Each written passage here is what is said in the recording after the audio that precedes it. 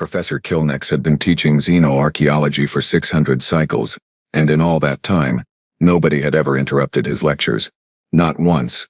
The students of the Galactic Institute knew better. You sat, you listened, you took notes on your neural tablets, and you absolutely did not question the foremost expert on extinct species in the entire Andromeda sector. So when the human girl raised her hand halfway through his presentation on the Forgotten Ones, Kilnex actually stopped mid-sentence.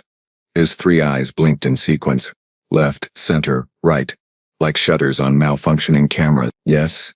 He asked, his voice carrying that special tone reserved for small creatures who had just made terrible decisions. The human, her name badge reading Maya Torres, stood up. She had dark hair pulled into something humans called a ponytail, and she wore the standard student uniform that somehow looked perpetually wrinkled on her species, her brown eyes fixed on the holographic projection floating above Kilnex's podium. Professor, I have a question about slide 47. Kilnex's tail twitched. His species, the Relians, only exhibited tail twitching when profoundly annoyed or about to molt. He wasn't molting. Slide 47 is a reconstruction of the Forgotten Ones University graduation ceremony. What could you possibly need clarifying? The data is from archaeological sites spanning 300 planets. Maya walked down the aisle, her shoes making those peculiar squeaking sounds on the polished floor. Every one of the 200 students turned to watch. Some of them were species that didn't even have heads, and they somehow still managed to convey the impression of staring. That's me, Maya said, pointing at the hologram. The lecture hall went silent, not the respectful silence that usually accompanied Kilnex's teachings, but the kind of silence that happens right before something explodes or the universe divides by zero. Kilnex's middle eye focused on the hologram while his other two eyes remained fixed on Maya. The image showed a bipedal figure in ceremonial robes, holding what appeared to be a documentation cylinder. The figure had 2 arms, 2 legs, forward-facing eyes, and that distinctive patch of fur on top of its head that humans seem so proud of. This is not you, Kilnex said slowly, as if explaining basic physics to a particularly dim asteroid. This civilization died out approximately 50,000 years ago. You are at most 20 of your Earth years old. 22 actually, Maya corrected, and that's literally my graduation photo from Berkeley. I graduated 3 years ago with a degree in anthropology. I remember that day because it rained, and my mom wouldn't stop crying, and my little brother kept making faces during the ceremony. A student in the back, a Chlorvian with excellent hearing despite having no visible ears, let out a sound that his species used for expressing amused disbelief. Several others joined in with their own versions of laughter. The tentacled ones from Sigma Octantis made bubbling noises. The silicon-based fragments produced sounds like wind chimes in a hurricane. Kilnex, however, was not laughing. His claws extended slightly, scraping against the podium. Miss Torres, I understand that humans have a peculiar sense of humor, but this is a serious academic institution. The Forgotten Ones vanished millennia before your species even developed written language. Maya pulled out her personal datapad. Can you display this on the main screen? Absolutely not. Please. It'll just take a second. Something in her tone made Kilnex pause. It wasn't defiance exactly. It was certainty. The kind of certainty that came from knowing something so fundamental that arguing about it seemed pointless. Against his better judgment, he activated the screen-sharing protocol. Maya's photo appeared on the massive holographic display. It showed her in a black robe and that ridiculous flat hat with a tassel, holding a rolled-up document. Behind her stood a building with columns, and above her hung a banner reading UC Berkeley Class of 20. Kilnex pulled up his slide 47. The 2 images appeared side by side. They were identical, not similar, not close. Identical. The same pose. The same angle, the same building in the background. The only difference was that the archaeological reconstruction had worse resolution and some color degradation from 50,000 years of data decay. The lecture hall erupted into chaos. Students began talking over each other in 17 different languages and communication methods. One of the crystalline students accidentally released a frequency that made everyone's teeth hurt. Someone in the back knocked over their chemical nutrient solution. Order, Kilnex bellowed. Order. The noise died down to a low murmur. Kilnex's mind raced through possibilities. Hoax? No. The archaeological data had been verified by dozens of independent teams across multiple decades. Coincidence? The probability was so small it didn't merit consideration. Time travel? Unlikely. The temporal physics were all wrong. Humans hadn't mastered time travel yet, and if they had, he would have known about it because the paperwork alone would have been visible from orbit. How? He asked, forcing his voice to remain steady. Did a photo of you end up in ruins that predate your civilization by 47,000 years? That's what I'd like to know, Maya said. Can we look at the other slides? Kilnex cycled through his presentation. Slide 12 showed what he'd labeled as domestic habitation architecture. It depicted a dwelling structure with a triangular roof, rectangular windows, and a paved area in front containing a mobile transport vehicle. That's my house, Maya said. Well, my parents' house. In Sacramento. That's my dad's car in the driveway. Slide 19. Recreational gathering space. A large field with white marking lines and rectangular goals at either end. That's the soccer field where I played in high school. I scored the winning goal in the championship there during my junior year. Slide 23. Nutrition preparation area. That's literally a Starbucks. I worked there during summer break. That burn mark on the counter is from when Marcus tried to steam milk and forgot to purge the wand first. With each identification, the classroom grew quieter. Students leaned forward. Some were recording everything on their neural implants. One of them had already started live streaming to the entire institute. Kilnex could see the viewer count climbing in his peripheral vision. 3,000, 10,000, 50,000. This is impossible, Kilnex said, but his voice lacked conviction. He'd spent his entire career studying the impossible and making it possible. The Forgotten Ones were documented across hundreds of worlds. The evidence is incontrovertible. Can I see all the artifacts you've collected? Maya asked. Kilnex wanted to say no. Every instinct screamed that this was a mistake, that he should shut down the lecture, file a report with the academic board, and let someone else handle whatever madness was unfolding. But he'd spent 6 centuries building a reputation on intellectual courage and scientific integrity. He wasn't about to abandon that now because a human undergraduate was making him uncomfortable. Follow me, he said. The walk to the xenoarchaeology vault took them through 3 security checkpoints, and down 4 levels. Maya followed, and somehow the entire class followed behind her.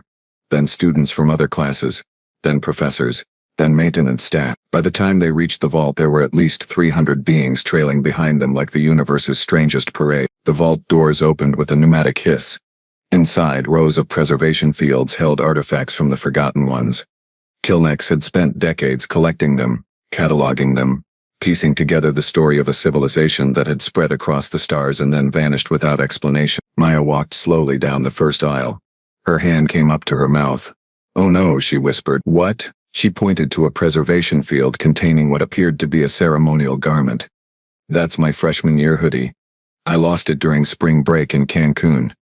I thought someone stole it from the beach. Next case. My laptop. I spilled coffee on it during finals week senior year. Next case. My mom's cookbook.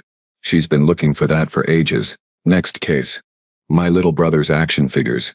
He kept them on his dresser. Next case. My diary from 8th grade. Oh God, please tell me you haven't read that. Kilnex felt something he'd never experienced before. Not fear. Exactly. More like the sensation of standing on solid ground, only to realize it was actually the back of a sleeping creature that was starting to wake up. How is your personal property scattered across 300 planets in ruins that are 50,000 years old? I don't know, Maya's voice cracked. You're the expert. You tell me. A soft chime indicated an incoming priority message. Kilnex checked his neural interface. It was from the Institute director, marked urgent. The message contained 3 words. My office. Nah. The director's office occupied the top floor of the Institute's central tower. Director Vexara was a luminarian, a species of pure energy contained in a magnetic field that vaguely resembled a pillar of light. She didn't do upset so much as she did different wavelengths of irritated. Currently, she was emanating in the ultraviolet range, which meant she was furious. Explain, Vexara said. The word seemed to come from everywhere at once. Kilnex explained. Maya added details. The 300 witnesses who had somehow crammed into the office added their own observations. By the end, Vexari was cycling through colors that didn't have names in most languages. Let me see if I understand, Vexara said. We have spent 300 years studying the Forgotten Ones. We have published thousands of papers. We have built museums. We have established an entire academic discipline. And now you're telling me that the Forgotten Ones are actually humans, specifically this human's personal belongings, somehow distributed across space and time. That's what the evidence suggests, Kilnex said. The evidence is insane. Yes, Director. Vexara dimmed for a moment, the equivalent of pinching a bridge of a nose she didn't have.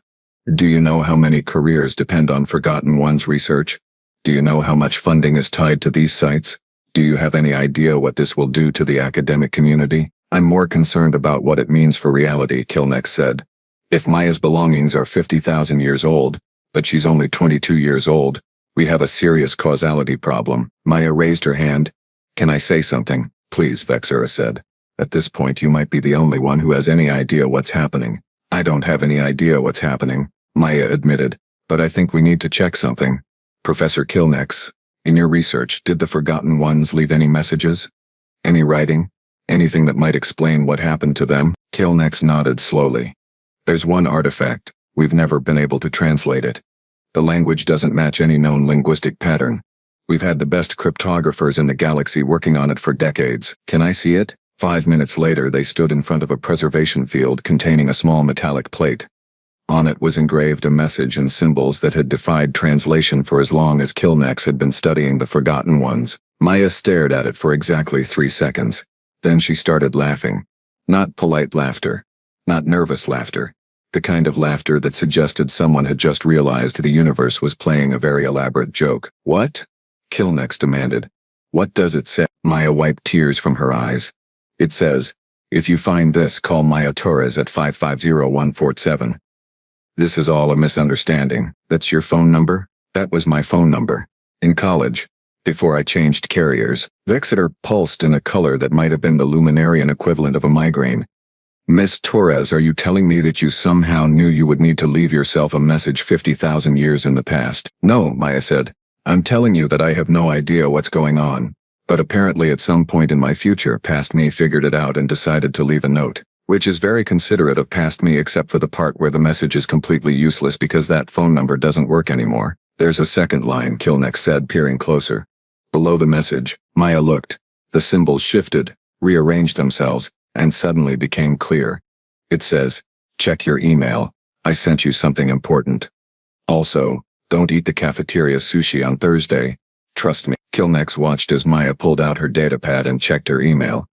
He watched her face go through several expressions: confusion, shock, understanding, and finally a kind of resigned acceptance that suggested she'd just received news that made everything simultaneously better and worse. So, Vexera said carefully, what does the email say? Maya looked up. Her expression was the kind that people wear when they've just realized they're the protagonist of a story they didn't want to be in. It's complicated, she said. But the short version is, I'm going to need to borrow your time dilation lab, a quantum entanglement communicator, and probably about 600,000 credits for equipment. Why? Kilnex asked. Because apparently at some point in the next few years I'm going to accidentally create a temporal loop that scatters my college belongings across space and time. And according to future me, if I don't fix it, something much worse happens. What could be worse than this? Maya showed them the email. The final line read, if you don't fix this, the loop collapses and takes Earth with it. Humanity never exists. You have 3 weeks. Good luck. P.S. You're going to need to convince Professor Kilnex to help. He's stubborn, but he means well. P.S. His middle eye twitches when he's lying. All 3 of Kilnex's eyes turned to Maya. He'd been about to say this was impossible, that he couldn't possibly help, that there were procedures and protocols. But his middle eye had already started twitching. Fine, he said. But if we're going to break causality and possibly destroy the academic careers of everyone in the Institute, we're doing it properly, with documentation and peer review. Deal, Maya said. Though I should warn you, according to this email, things are gonna get weird. Kilnex looked around his office. At the director made of light. At the human holding an email from herself sent from 50,000 years ago. At the 300 witnesses still crowded in the doorway. At his life's work, which had just been revealed to be a college student's lost property. Weird, he said flatly. Yes, I can see how things might get weird. The time dilation lab looked like someone had taken a physics equation, made it 3-dimensional, and then let it have a nervous breakdown. Spinning rings of exotic matter orbited a central platform. Cables thick as tree trunks connected to power generators that hummed with enough energy to run a small moon. And in the center of it all stood Maya Torres, reading instructions from an email she'd sent herself from 50,000 years in the past. This is monumentally stupid, Kilnex said. He'd been saying variations of this for the past 3 days while they prepared the equipment. His tail hadn't stopped twitching since they'd started. You've mentioned that, Maya replied, adjusting a temporal flux calibrator. Roughly 473 times by my count. I want it on record that I am participating under extreme duress. Noted. Maya checked another readout. Also on record, you're the one who requisitioned the extra power cells and personally recalibrated the quantum entanglement array. For someone under duress, you're being very helpful. Kilnex's claws clicked against his datapad. He didn't have a response to that because she was right.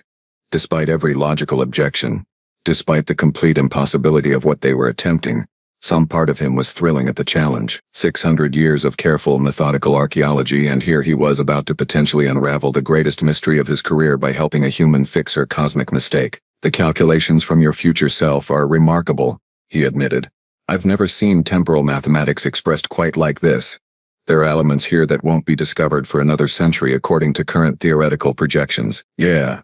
Future me apparently gets really good at math, Maya said. Present me barely passed calculus. I'm hoping this is one of those you learn as you go situations. Vexara materialized in the lab entrance. Pulsing an anxious yellow, the Institute board is demanding updates. They want to know why we've shut down 3 academic departments and redirected enough power to light up the entire campus for a year. Tell them we're preventing the temporal erasure of an entire species, Maya said. I did tell them that. They asked if I was having a breakdown. Are you? Vexara flickered.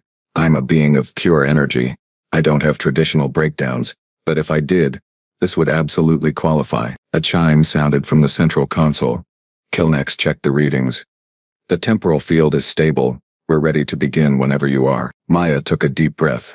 According to her future self's instructions, the problem had started during her graduate research. She'd been studying quantum archaeology, a theoretical field that most scientists dismissed as fantasy. The idea was that information could be retrieved from the past using quantum entanglement principles. Maya had apparently succeeded, but in doing so she'd created a feedback loop that had scattered her physical belongings across time and space. So let me make sure I understand this correctly, Kilnex said, reviewing the procedure one final time. You're going to use the time dilation field to connect to the moment when you originally created the temporal anomaly. Then you're going to quantum entangle your present consciousness with your past consciousness. Then you're going to convince past you not to make the mistake that created this entire mess. That's the plan, Maya confirmed. There are approximately 9,000 things that could go wrong with this. Future me thought of that. There's a contingency list. Maya pulled up another section of the email. It's 73 pages long. That does not make me feel better. It shouldn't, Maya said cheerfully. But we're doing it anyway because the alternative is that Earth never exists and humanity gets erased from the timeline. No pressure. She stepped onto the central platform. The rings began to spin faster, creating a sound like reality being unzipped. Kilnex monitored the readings from his station. Temporal coordinates locked. Quantum entanglement established. Energy levels approaching critical threshold. Beginning consciousness transfer in 3, 2. The lab disappeared. Maya found herself standing in a smaller, shabbier laboratory. Earth-style fluorescent lights buzzed overhead. The equipment looked primitive compared to the Galactic Institute's technology. Posters on the walls advertised something called Physics Department Pizza Friday, and sitting at a workstation staring at a computer screen with the intensity of someone who had no idea they were about to break the universe, was Maya from 3 years ago. Past Maya looked tired. Her hair was messier. She wore sweatpants with a hole in the knee and a t-shirt that said Schrodinger's cat is dead, and alive, and judging you. She was muttering to herself while typing equations. This is so weird, present Maya whispered. Then she remembered she was technically a quantum projection and past Maya couldn't hear her unless she made the connection. She reached out mentally following the instructions from future Maya. The sensation was like trying to remember a dream while still dreaming it. There was resistance at first. Then suddenly she was inside past Maya's head, seeing through her eyes, feeling her exhaustion and excitement. Past Maya suddenly froze. What the? Don't freak out, present Maya said, her thoughts overlaying past Maya's consciousness. This is going to sound insane, but you're me from 3 years in the future. Well, technically I'm you from 3 years in the future. Grammar gets weird with time travel. Past Maya's hands hovered over the keyboard. I'm having a stress hallucination. I knew I shouldn't have had 3 energy drinks. You're not hallucinating. In about 30 seconds you're going to press enter and run that quantum archaeology program you've been working on. Don't do it, but I'm so close. If this works, it'll prove that quantum information retrieval is possible. It'll revolutionize archaeology. It'll do that and more. Specifically, it'll scatter all your belongings across 300 planets over the course of 50,000 years and create a temporal paradox that threatens Earth's existence. Past Maya laughed. That's ridiculous.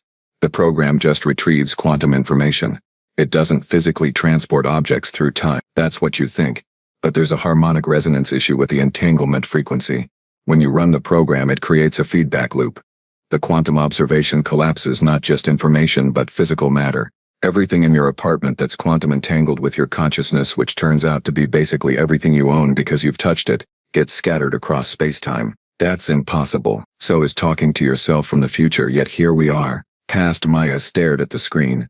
Her finger hovered over the enter key. If I don't run this program, I don't finish my thesis. If I don't finish my thesis, I don't graduate. If I don't graduate, I don't get into the Institute's exchange program. If I don't get into the exchange program, I never meet Professor Kilnex.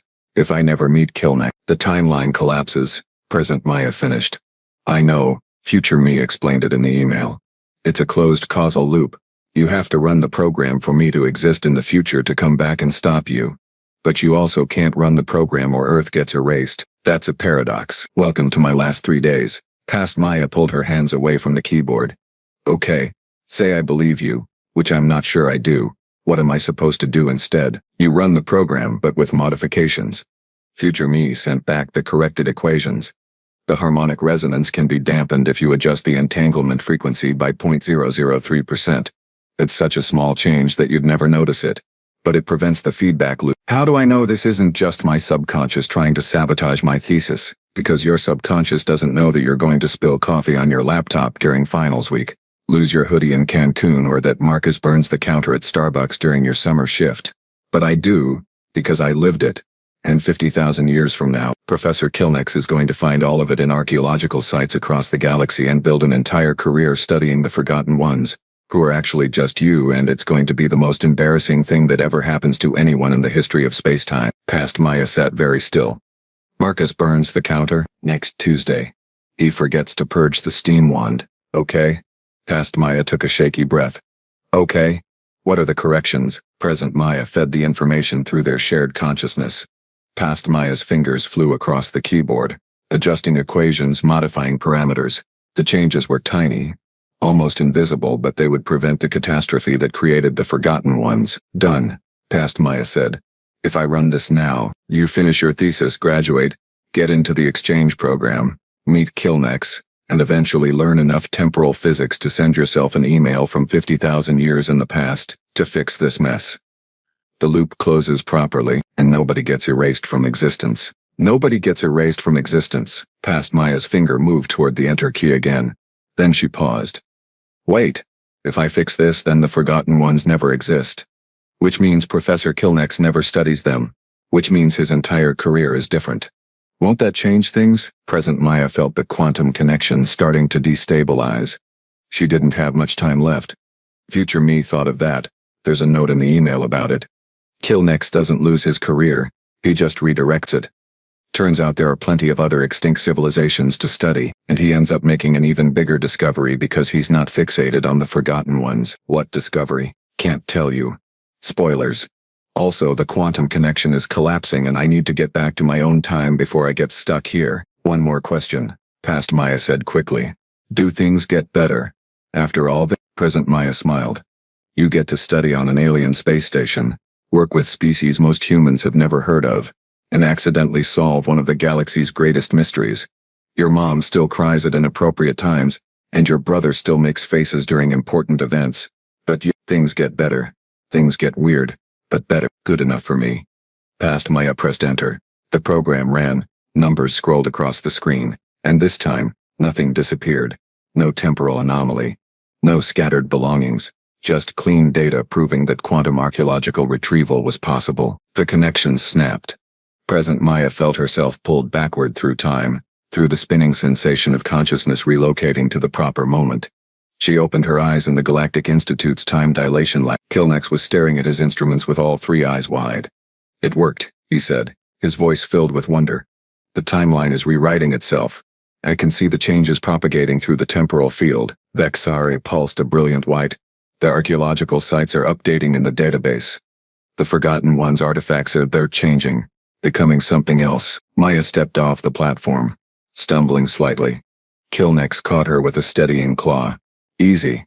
Consciousness transfer takes a toll. Did it work? Maya asked. Is Earth still there? Kilnex checked his long-range sensors. Earth is still there. Humanity still exists. You still exist. But the Forgotten Ones. He trailed off, looking at his datapad with an expression Maya couldn't quite read. What? What happened to them? They're not forgotten anymore, Kilnex said slowly. The artifacts are still there, but they're different.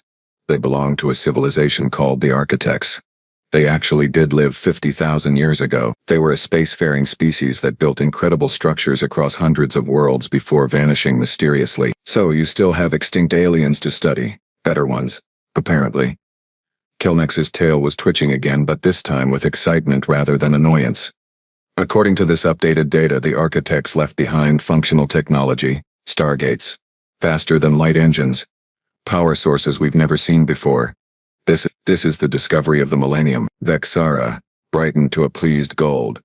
So Miss Torres saves Earth and accidentally gives Professor Kilnex an even better research project. I'd call that a successful resolution. Maya laughed, the sound slightly hysterical. I fixed a time paradox I accidentally created by going back in time to stop myself from creating it, and the universe just found something else to fill the gap. Reality abhors a vacuum, Kilnex said. When you remove the Forgotten Ones from the timeline, the universe compensated by revealing something that was already there but hidden. The Architects were always there.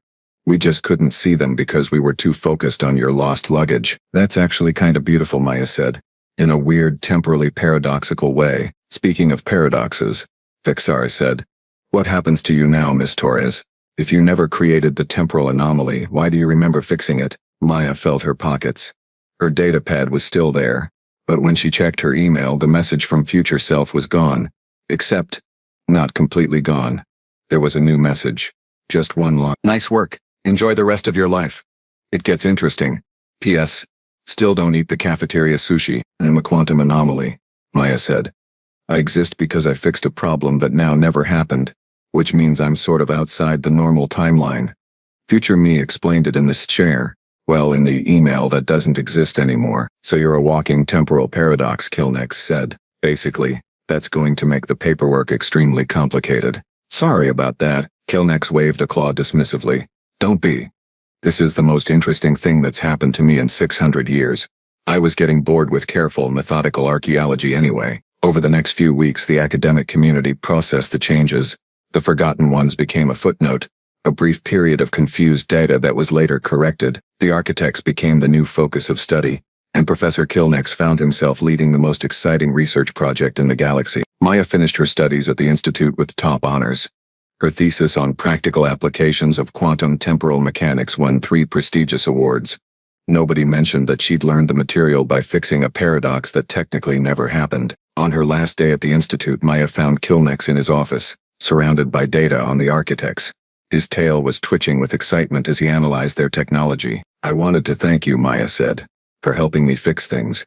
You didn't have to. Kilnex looked up, his 3 eyes focusing on her in sequence. You showed me that the universe is stranger and more wonderful than even I suspected. That's worth more than any career built on certainties. Besides, his middle eye twitched. I may have made backup copies of the Forgotten Ones' data before it changed, for personal research purposes. That's not against any regulations, is it? Maya grinned. I have no idea, but if it is, I definitely didn't hear you say that. Good. Because between you and me, I'm curious about how you managed to scatter objects across 300 planets using nothing but graduate-level quantum mechanics and determination. That's impressive, even if it was an accident. Maybe I'll figure it out someday. Carefully. With proper safety protocols, please do. And if you accidentally break causality again, I'd appreciate a heads up before the universe tries to compensate. Maya left the Institute that afternoon on a transport ship heading back to Earth.